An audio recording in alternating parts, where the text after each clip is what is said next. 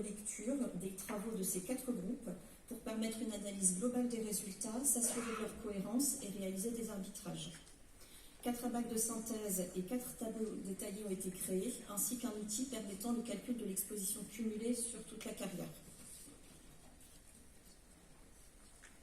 Alors, pour construire ces outils, on a utilisé les différents documents de référence cités ici.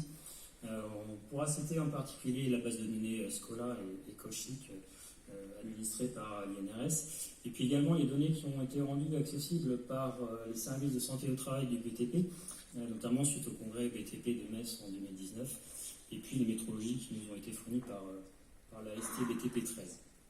Alors, on ne va pas toutes les détailler ici, mais simplement à travers 3 exemples, montrer la diversité des éléments qu'on a pu recueillir dans ces différentes bases de données, à commencer par MatGene, on en a parlé un peu tout à l'heure. Alors MatGene, après avoir sélectionné une première information, à savoir la nuisance, donc en l'occurrence ici silice cristalline, et puis une activité de maçonnerie, l'outil MatGene nous donne un tableau de synthèse. De ce tableau, on a fait quelques arbitrages, c'est-à-dire qu'on a supprimé des données, on ne les a pas prises en compte, notamment les données pour lesquelles les périodes d'enquête étaient trop anciennes. Voilà. 1947, ces salariés ne sont plus en activité aujourd'hui. D'autre part, alors là, il n'y a pas de code ROM, mais effectivement, on a vu qu'on avait des fois une absence de corrélation entre le libellé PCS et les codes NAF. Donc ce sont des données qu'on n'a pas forcément prises quand il n'y avait pas de correspondance, que ce n'était pas des codes NAF du BTP. Donc on a par contre au final une double information qui est l'intensité d'exposition et la fréquence. On l'a multiplié l'un par l'autre pour donner donc une concentration moyenne annuelle. Deuxième outil qu'on a pu largement utiliser, c'est des données carte silice de 2022. Cette fois-ci, on a beaucoup d'informations, des informations concernant le métier, les techniques utilisées, la présence ou l'absence de protection collective, et puis les tâches réalisées. Cette fois-ci, nos résultats sont exprimés en intensité d'exposition, quartz uniquement, ou bien une intensité globale d'exposition, ou concentration quartz, on a pu voir également juste avant. Par ailleurs, on a d'autres informations dans ce document, qui sont notamment les conditions de mesurage, les conditions atmosphériques, qui peuvent impacter les mesures d'empoussièrement. Et dernier exemple, on se fait de la publicité pour les Pays de la Loire, puisqu'on a largement contribué à cet outil guide pratique, bonne pratique silice, réalisé dans le cadre d'un PRST régional, dans lequel cette fois-ci on a des informations collectées, c'est une extraction de Cauchy, on a des informations concernant les empoussièrements en milligrammes par mètre cube, en fonction des tâches bien entendu, mais aussi la présence ou pas d'une prévention collective, en l'occurrence le travail à l'humidité. Alors tout ça, on voit qu'il y a effectivement une grande variabilité des informations dans ces différents documents. Des fois on parle de secteur d'activité, de métier, de tâches, on parle d'indice d'exposition, d'intensité d'exposition, ça donne un peu le tournis. Et donc l'objectif le travail réalisé par le GNM, les membres du GNM, c'était d'arbitrer un peu toutes ces données, qu'est-ce qu'on prend, qu'est-ce qu'on ne prend pas, et de proposer une évaluation globale. Et cette évaluation globale, elle sera aussi à pondérer en fonction des entreprises, puisque toutes les entreprises n'ont pas le même niveau de prévention, donc là il y aura un élément supplémentaire, et puis de spécificité aussi géographique.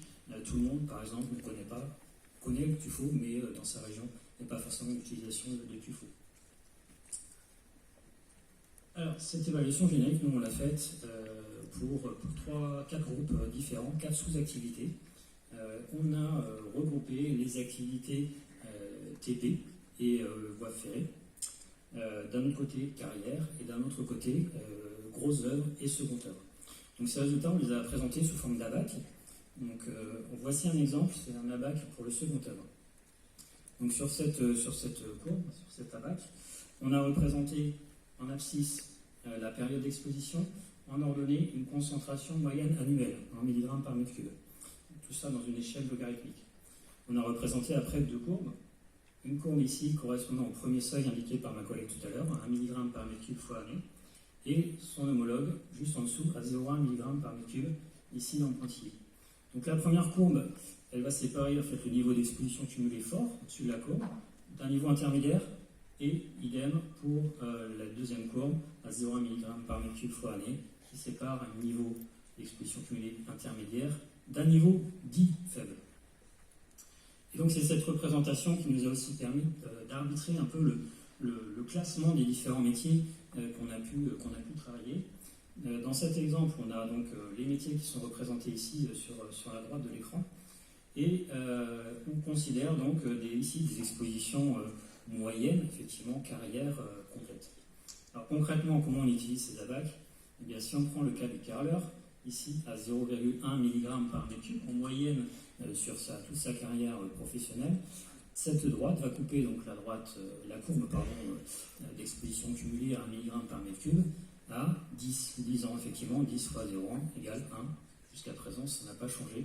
Donc à partir de 10 ans, ce salarié ou ce professionnel bénéficiera d'un suivi médical équivalent.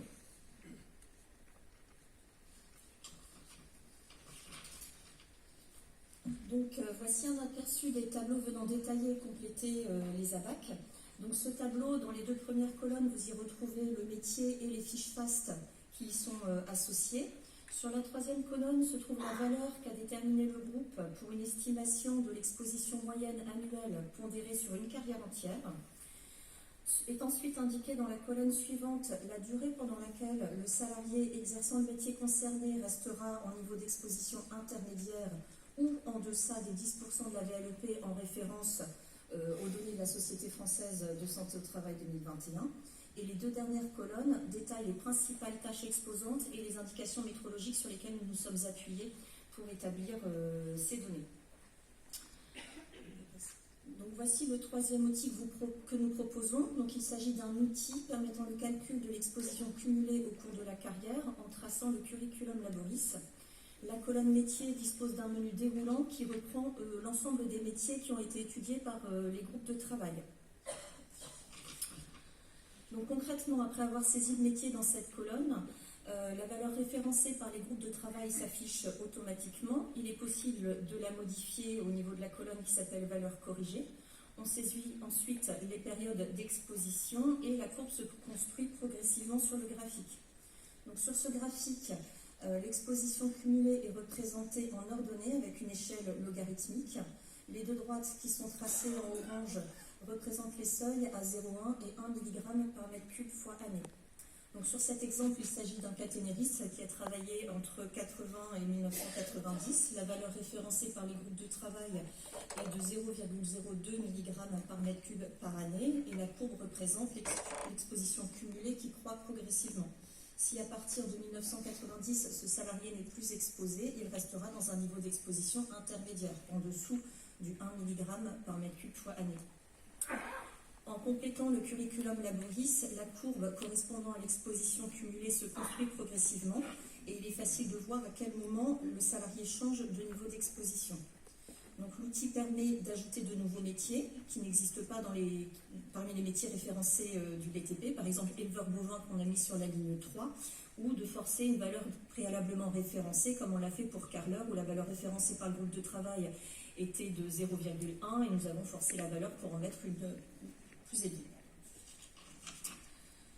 Et donc ce document est final, vous envoyez là un exemplaire, est exportable en PDF et imprimable. En conclusion, voilà, tout à fait. En conclusion, donc, on vous a présenté la création de ces trois outils pour aider les préventeurs en santé au travail.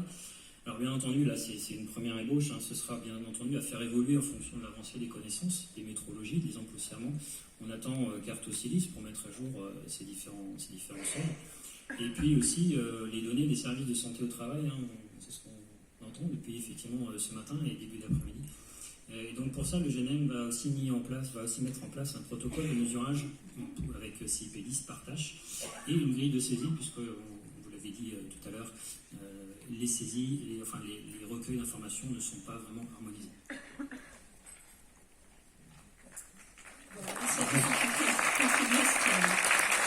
Merci bien. Alors effectivement, vous avez dépassé un petit peu votre temps, mais c'est vrai qu'on se disait avec Anne, il est urgent de publier. Non mais, j'allais dire le travail que vous avez fait c'est effectivement d'utiliser un certain nombre de paramètres, de fabriquer un outil. La vraie question, c'est qu'il faut le publier, et puis après, il faut l'expérimenter. J'allais dire, voir effectivement, après, on pourra le transférer à tous les services, mais ça, c'est urgent, sinon, il y a forcément quelqu'un qui va avoir la même idée. Alors, ça sera mis en site sur les lignes associées au GNMSTBTP. Mais il faut publier dans les archives ou un truc comme ça, il faut voir, j'allais dire, il faut... Parce que, encore une fois, j'allais dire... Bon. Alors, on peut prendre une question, parce qu'on a déjà dépassé un peu le temps, mais c'est pas grave. Alors, je ne sais pas s'il y a d'autres questions à poser. Mais sinon, c'est intéressant. C'est le fait, effectivement, de pouvoir, à ce moment-là, permettre de graduer, entre guillemets, la réalité de l'exposition par métier. J'ai l'impression que, pour les 40 ans en arrière, quand je faisais la fréquence cardiaque et que j'utilisais l'électrocardiographie dynamique continue, mais qu'est-ce que je faisais? C'était de la mesure, et puis je classifiais les gens en fonction des coups cardiaques. Voilà. Alors, une petite question? On est comme Zorro, hein? On n'est pas l'homme masqué, mais presque. Non, je ne vois pas de question. On peut encore les applaudir, hein. Je pense que c'est plus important.